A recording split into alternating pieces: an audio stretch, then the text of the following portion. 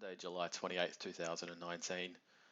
There's been a few quarterly reports in the ASX gold stocks. Some of them still haven't reported, but I thought it'd be a good time to catch up on a few of the stocks and how they performed after their quarterlies and with the still generally pretty positive gold price environment.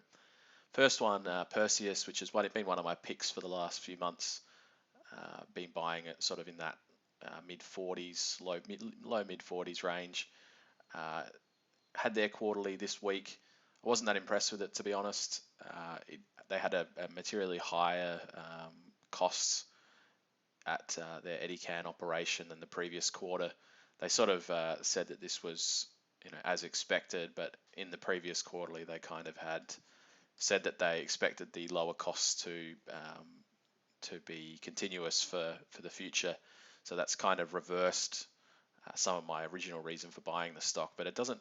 One thing at the moment, it doesn't really seem to matter what these quarterly reports are if the gold price environment of the day or of that couple of days is good. And I think the initial reaction after the quarterly was quite negative, and then it reacted positively as the gold price moved up the next couple of days. So it's sort of an example of, money is flowing into these stocks, but so that sometimes the quarterly reports don't matter too much, but occasionally they do. And I'll talk about a couple of stocks where I think it has mattered. Medusa also had their quarterly report. If you remember, this is one that I sort of was picked one of my main picks for the next few months. I really like the look of this chart, and particularly this just no interest in this stock for a long time. Good cash position as well in the company.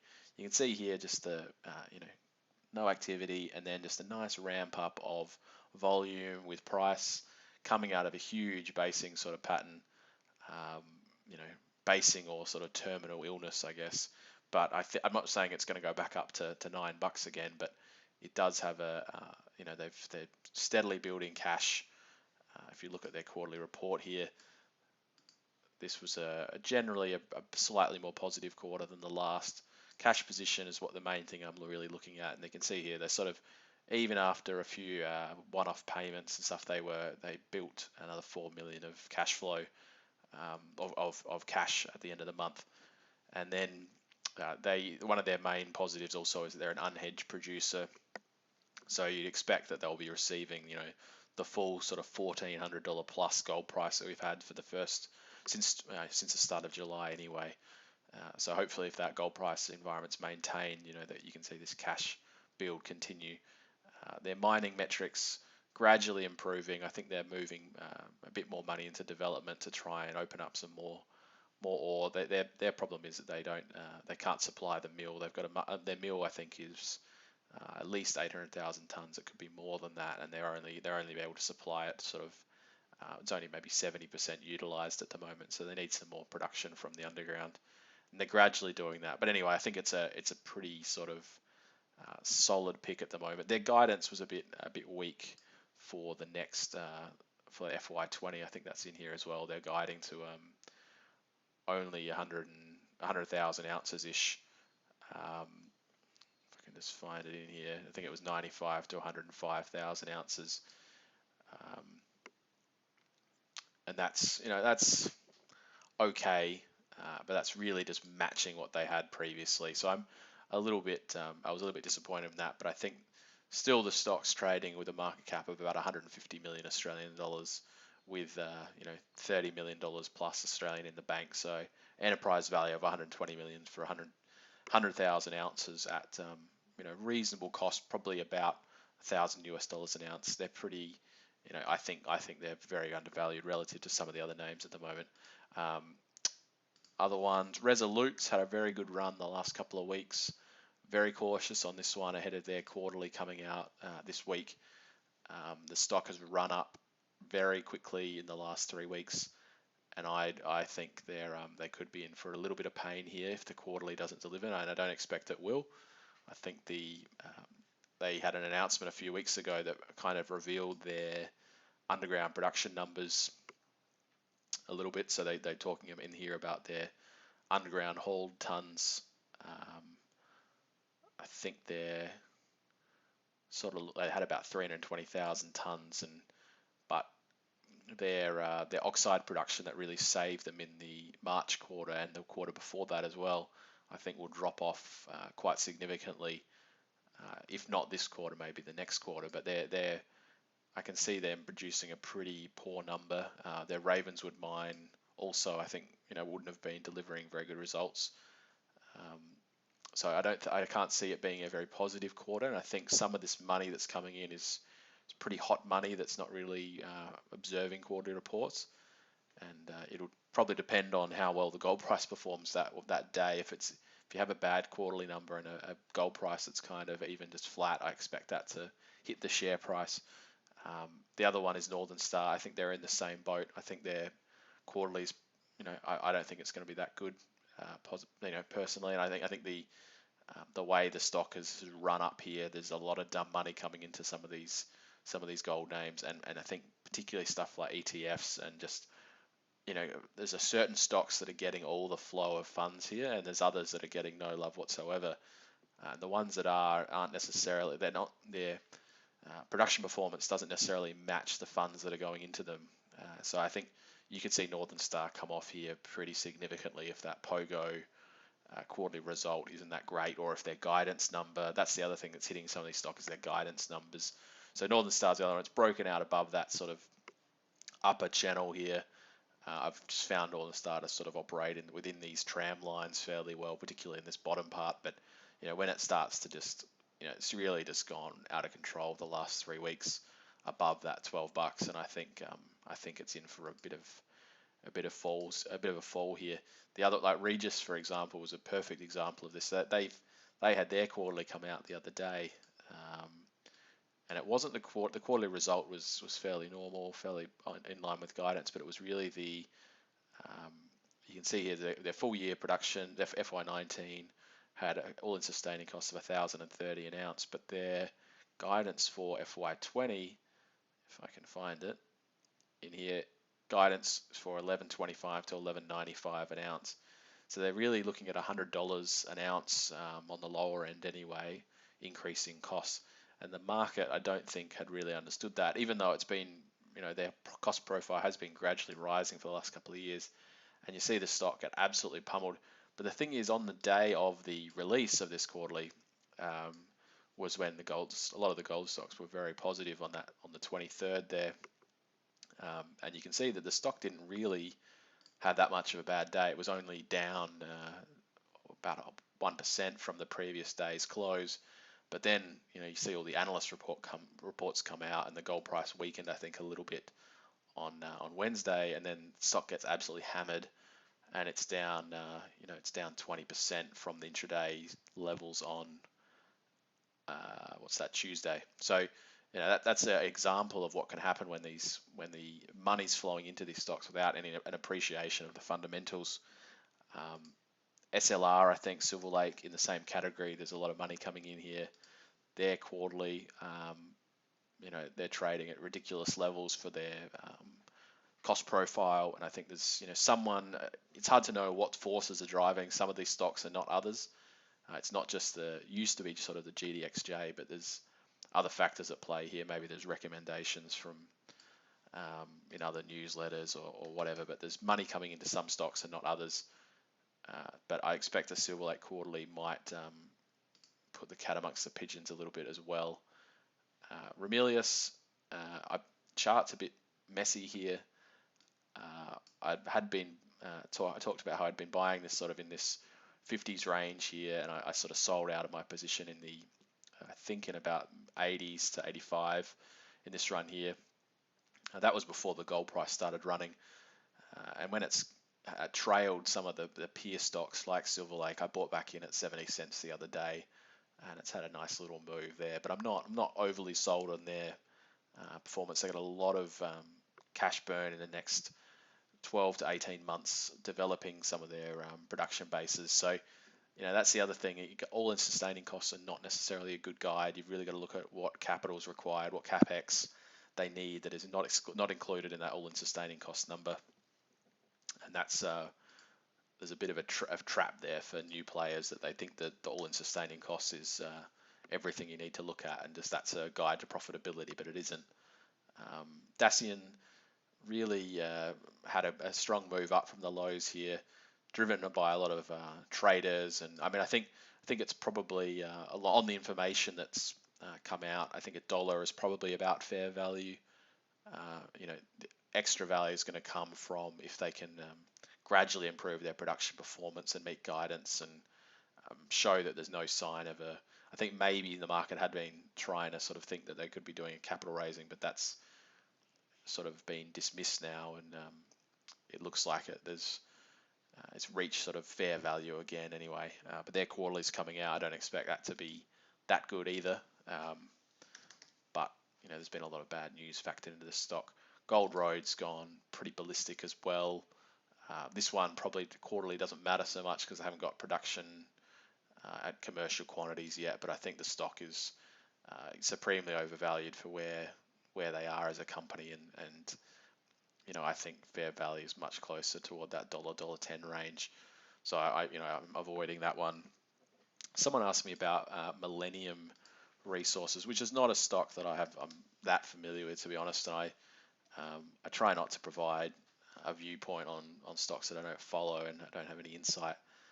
It's not one that I try to avoid anything where first of all, I've obviously had real problems here getting production ramp up, I think, and almost getting 900 million shares on issue. That's something I don't want to see usually.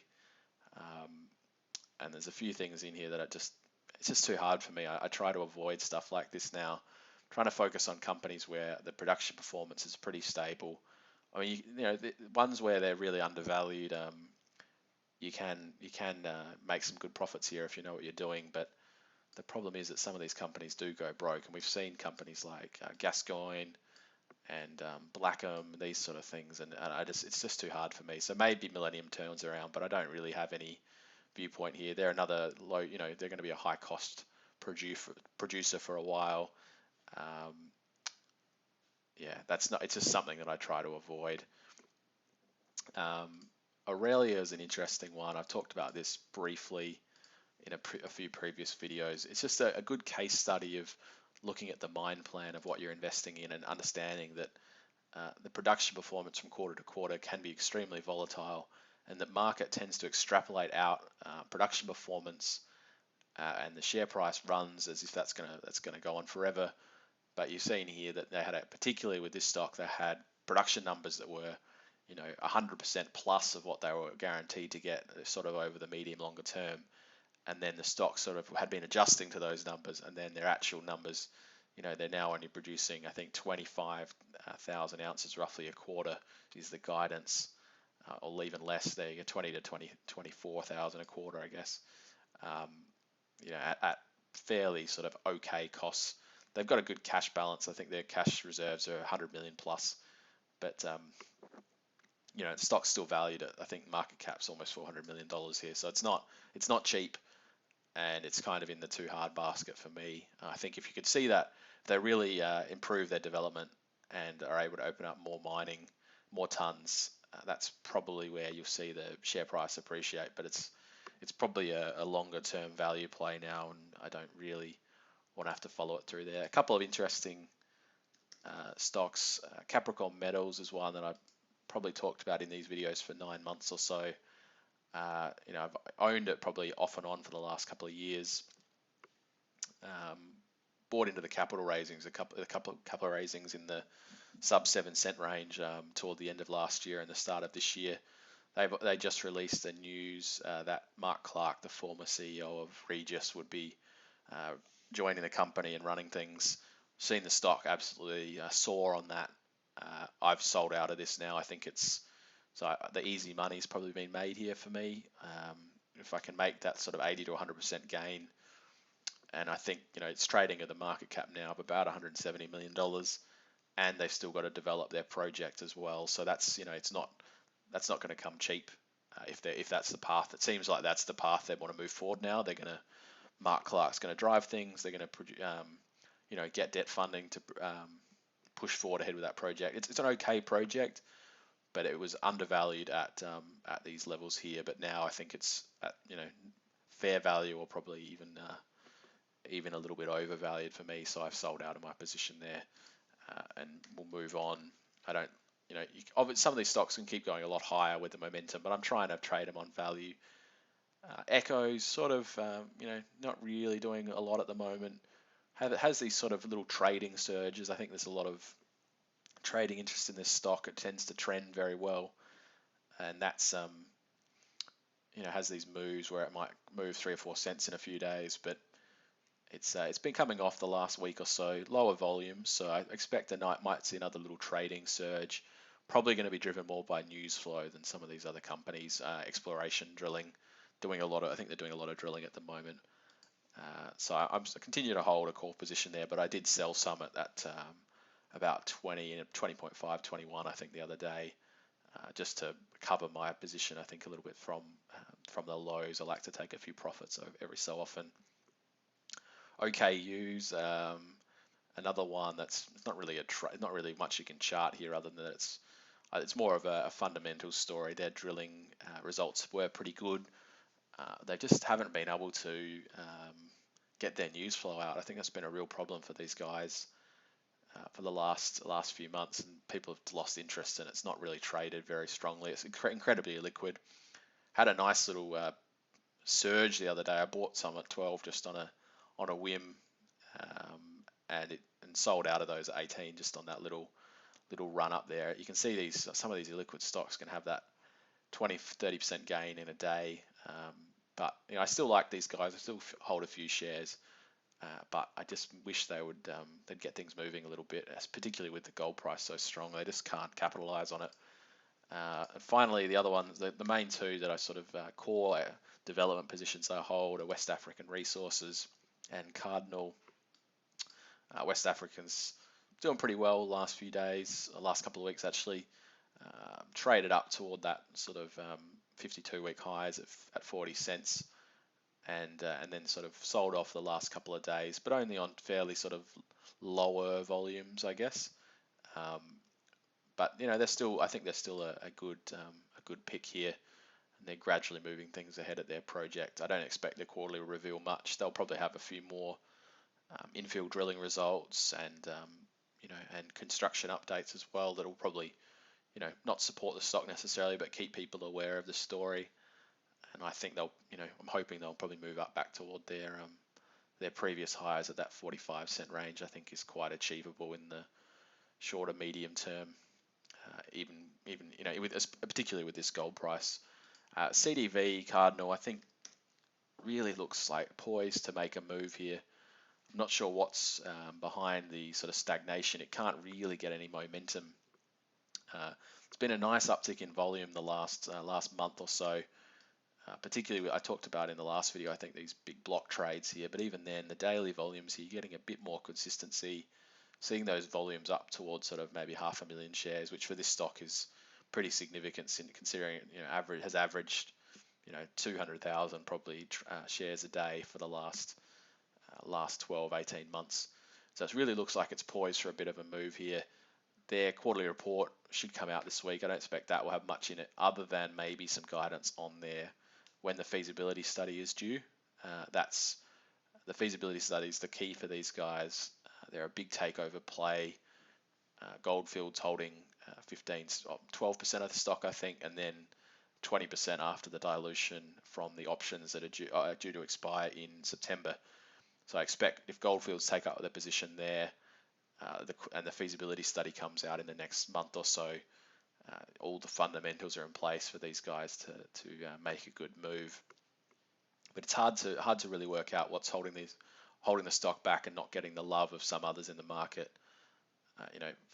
We're talking a market cap of under 200 million here, fully diluted, for a project with extremely attractive financial metrics in a reasonable jurisdiction in Ghana. So it's hard to work out what's wrong with this, and I try and challenge all the numbers, and I can't really work it out. I know maybe there's still people are scared of the metallurgy, but it seems like they're overcoming that, and that's what caused this massive fall in 2016, which I'm sure if you're not aware of that, you can go back and have a look at some of the videos on my channel where I've talked about Cardinal.